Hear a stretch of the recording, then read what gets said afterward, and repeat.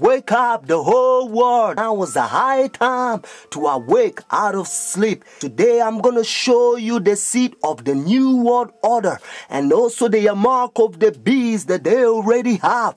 All they have to do is enforcing their law.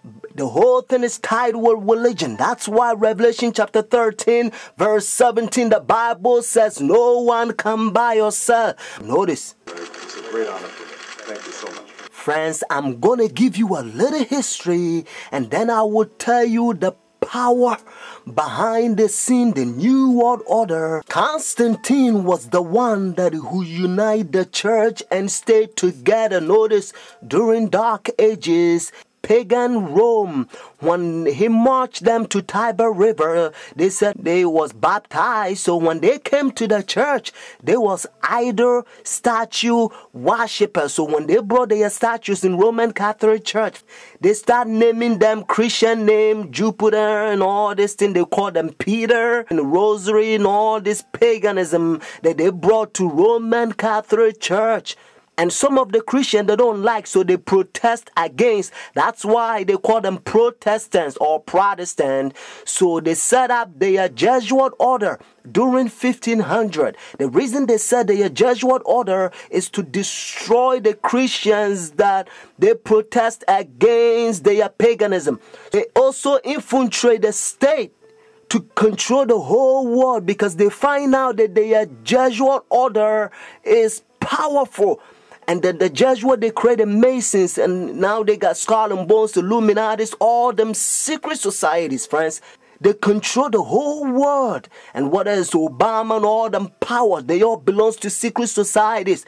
I love everybody. I don't have a choice if I want to go to heaven, but I got to tell you the truth because the whole thing is tied with Bible. The church and state is going to unite in the last days and they will bring the mark of the beast that the Bible says. So notice. You came from circumference in them. I did, your old country. Yes. And it was successful. Successful? We have some decisions. It's not so easy in this place. The Iraq War has been another foreign policy challenge, beginning with John Paul's papacy. Other foreign policy priorities for Benedict include pushing for peace in the Holy Land and decrying rising secularism in Europe. He's also been quietly working to establish relations, something that was not possible during the last papacy, largely because of John Paul's role in the fall of communism in Poland. The Chinese obviously didn't want John Paul II running around China doing the same thing.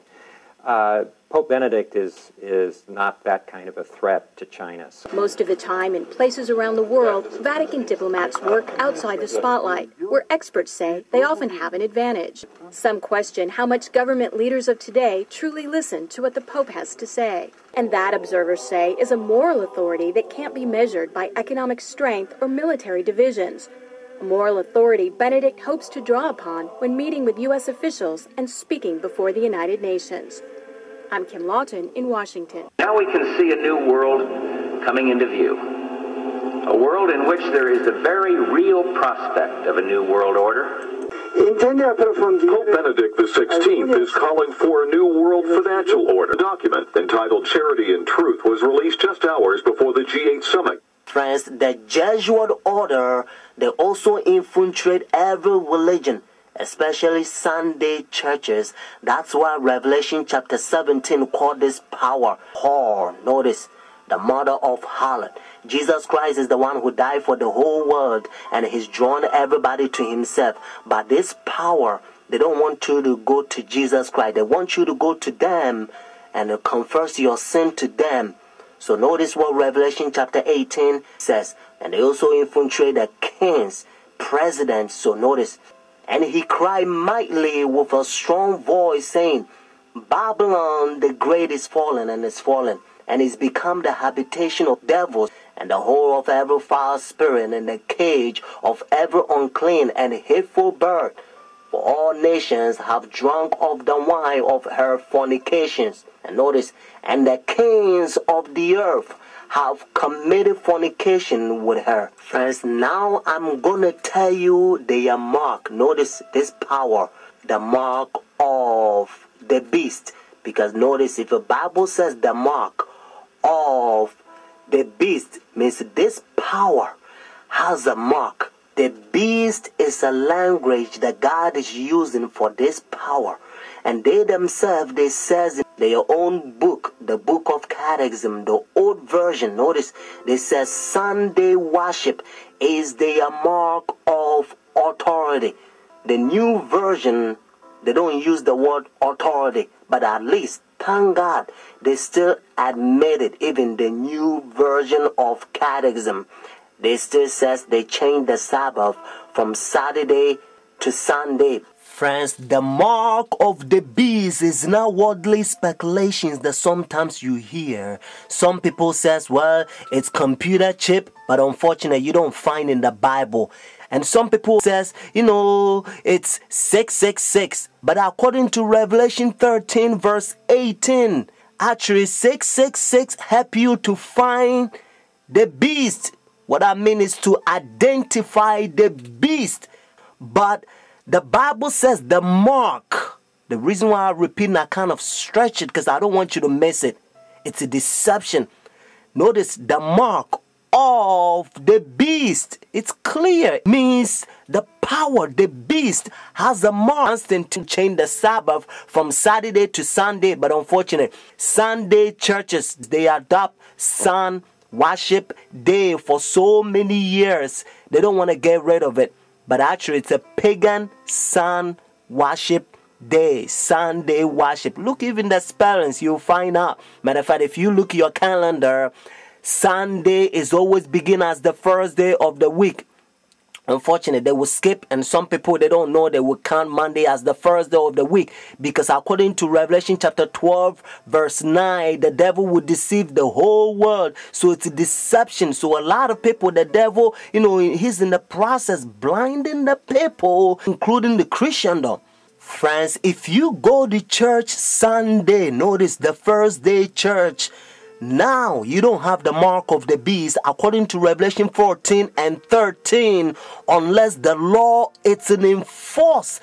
That's why now you hear different country, they try to forcing the people to not sell or do anything on Sunday because they try to enforce the law. But according to Bible, notice United States is the one who's going to cause the whole world to worship the beast. Their sun worship day means Sunday worship according to Revelation 13. So whenever United States enforce the law, then every country also going to enforce because they control the whole world. Every president on the Roman Catholic Church. Friends, Saturday is always the Sabbath, the 7th day of the week. Notice, and again, it's always Saturday. And that's why the Bible says the 7th day is the Sabbath.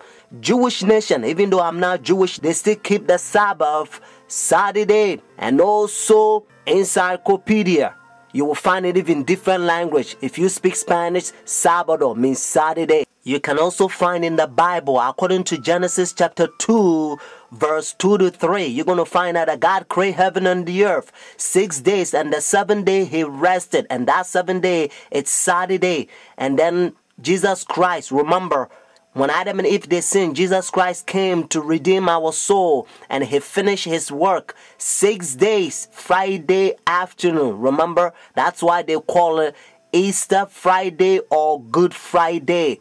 It says it is finished Friday, and then he rested Saturday, just like he rested Genesis chapter 2 verses 1 to 3. And Sunday, the early day in the morning, you will find in the book of Luke chapter 24 verses 1 to 3. You will also find in Luke chapter 23 verses 50 to 56. The 7th day is always Saturday. Until Constantine 321, he changed it from Saturday to his own pagan sun creation worship day. The devil behind the scene. You are about to see the power. God is going to fill up with his outpouring just like he did it for the first century, the Apostle Church. And then we're going to go forward and preach the loud cry.